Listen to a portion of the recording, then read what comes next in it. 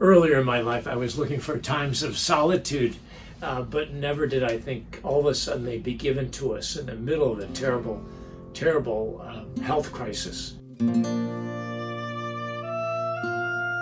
We found ourselves up at the mountain, but, just with each other. We couldn't go out.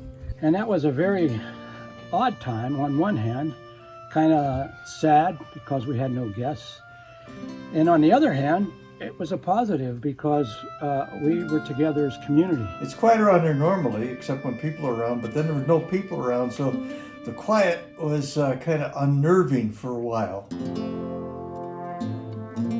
But indeed, that's part of the gift of the mountain time. It's had us hold in our hearts everybody in the world, and very often consciousness about particular people who were ill or having other difficulties and challenges. Electronically, we were still very, very much aware of what was going on in the world. It took me deep into our relatedness together, and I think that's the gift of the mountain itself.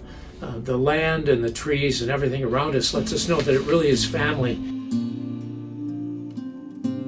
If there's anything we can all learn from this terrible time of illness is that we need each other and that we have each other.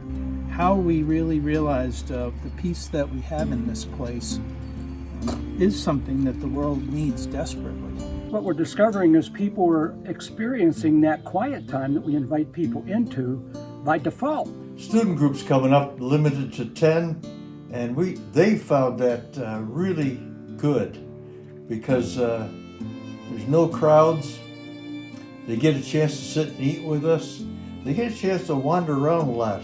Connections being made that couldn't be made in a large group. And what we're discovering is these smaller groups are much more intimate. The mountain is about the people who come and join us.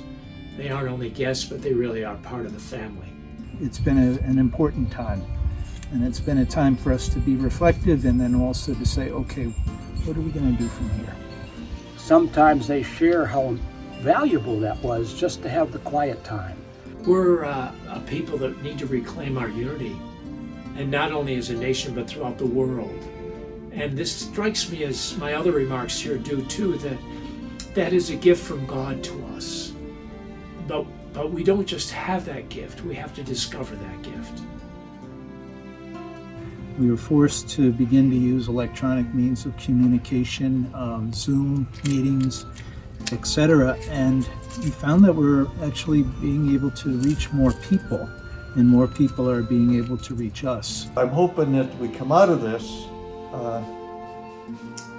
with a little different attitude about who I am and what life is all about.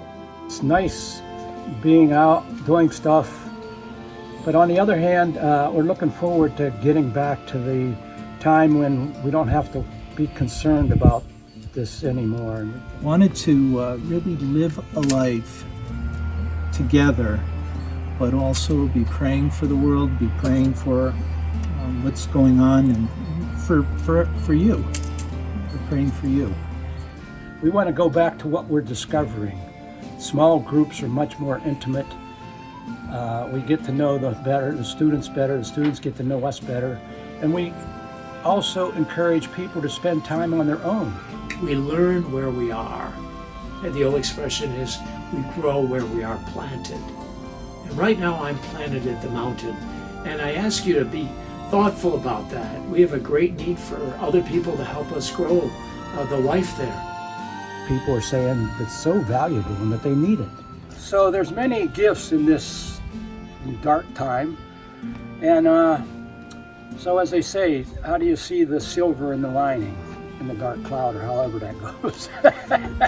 Continue to expand a ministry that's grown well beyond the mountain, not just so that we become much and more and many, but because we meet the real needs of others who have made their way through this time and are indicating more times in their life when they really need peace and prayerful recreation.